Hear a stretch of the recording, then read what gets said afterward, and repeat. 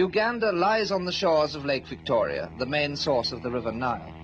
It was the most powerful kingdom in Central Africa when the explorers and missionaries first discovered it in the second half of the last century. King Mutesa I, the ancestor of the present Kabaka, was one of the most autocratic and bloodthirsty of African kings. Although they eventually came under British colonial rule, the Ugandans have always retained their spirit of independence and a marked sense of their own superiority. So it was inevitable in the present-day context of Uganda that the old and proud kingdom should resent being submerged and obliterated by the floodwaters of African nationalism.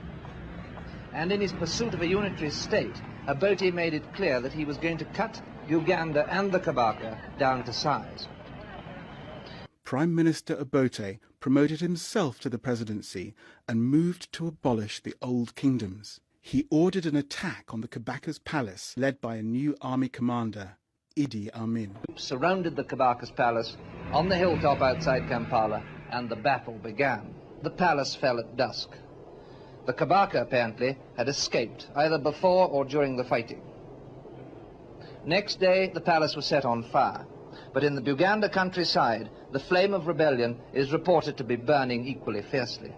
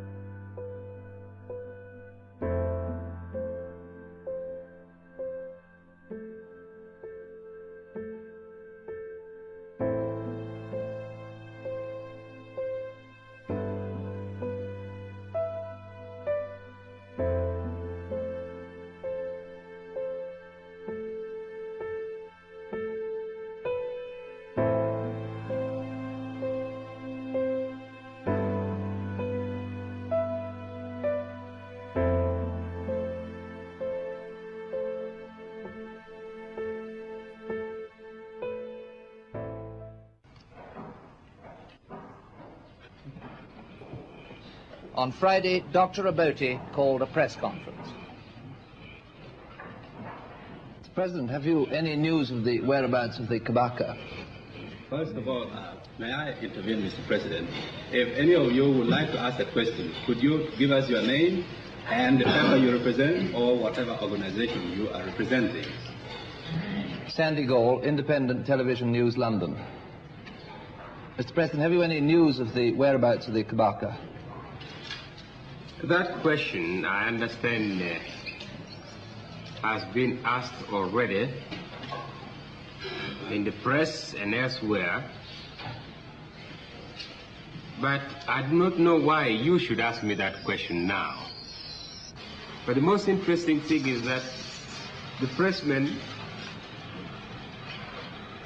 seem to think that the Kabaka has done nothing wrong, that it's only the government that has done wrong things. The Kabaka requested foreign troops in February without authority. The Kabaka organized a rebellion.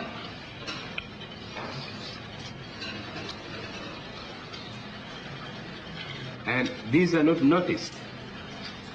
But no problem, we'll always weather through.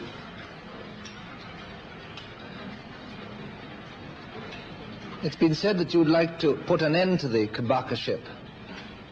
Is that so? It's not my problem to put an end to Kabaka-ship. We have 4 Kabaka-ships in Uganda.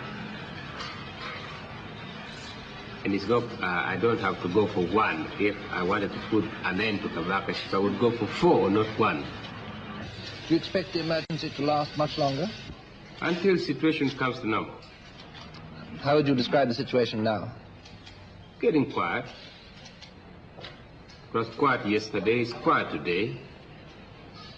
No fighting at the moment? There hasn't been any fighting. Except round the palace? Around the palace there was no fighting. What about the mortars and the rifles and the machine guns and so on? Machine guns were in the palace. We have captured some. Guns were in the palace. We have captured some. We think others are still there, buried in the ground. There have been reports of plans for resistance on the part of the Baganda and of leaflets being distributed. And this resistance, it said, may start on Monday, the original date of the ultimatum from the Kabaka to you. Do you have any knowledge of these reports? We are prepared for anything. And my guess is that there won't be any resistance unless foreigners try to poke their noses into it. But we'll cut down their noses to shape. Who do you think might intervene from outside? I can't say anything. I don't want to mention any countries. Have you any information about the casualties in the recent fighting around the palace? I can't tell you that. But I'm informed that about 20 people lost their lives. About 20. There have been suggestions that hundreds of people were killed. I don't work on suggestions. I work on actual reports that come to be signed by appropriate officers. And these are that about 20 people were killed in all, on both sides, on the side of the security forces? Not a single security man was killed. Not a single. What about outside the palace, in the countryside? Another 20. That's 40 altogether. So you discount reports that up to 1,000 people have been killed? I am told the BBC said 1,000.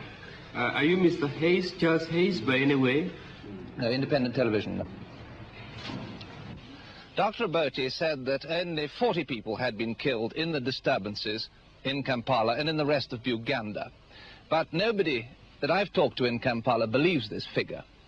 In fact, the general impression is that the number of dead runs into several hundred, if not into several thousand. One reliable source gave me the figure of 1,700 dead. I talked to one African who lives just over the hill there, who said that he'd seen 3 lorry loads of bodies being driven away from his own village, and another African who reported seeing bodies being dumped in a mass grave near the prison at Port Bell on the shore of Lake Victoria. Only a mile from the palace, I spoke to a Muganda whose family were in the Kabaka's service. As a member of the Baganda tribe who lives, in fact, very close to the palace, have you any estimate of how many Baganda have lost their lives in the recent trouble? Yes, at the moment, when you come to estimate the number of people who have lost their lives in Uganda, they are between 3,000 to 4,000 people. Have you lost any members of your own family? Yes, 2 of my relatives have lost their lives in this incident. But on my way back from where I was, it's 80 miles from Kampala, I found some people on the road being chased by the army, and people had been killed on the road. A number of people, in fact, were being killed on the road. What have you heard about the situation in Kampala itself? The situation in Kampala was terrible because what I can remember, my brother was arrested by the army, and he was taken to the palace, inside the palace, to lift some of the dead bodies and load them on the truck, on the army truck. When he came back from there, he told me the whole story, what was happening with him. How many bodies did he see? And he told me he had lifted about 50 people, 50 dead bodies, and loaded them on the truck. What happens now depends largely on the Kabaka. If he commits himself and his people to resistance, a long drawn-out Mau-Mau war could develop in the lush forests and savannas of Uganda.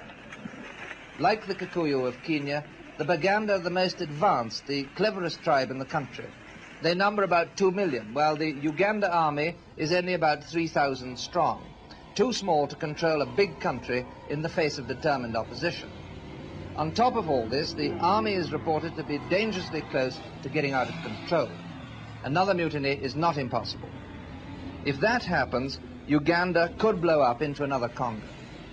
Already the refugees are streaming out of Kampala, heading for the safety of the bush.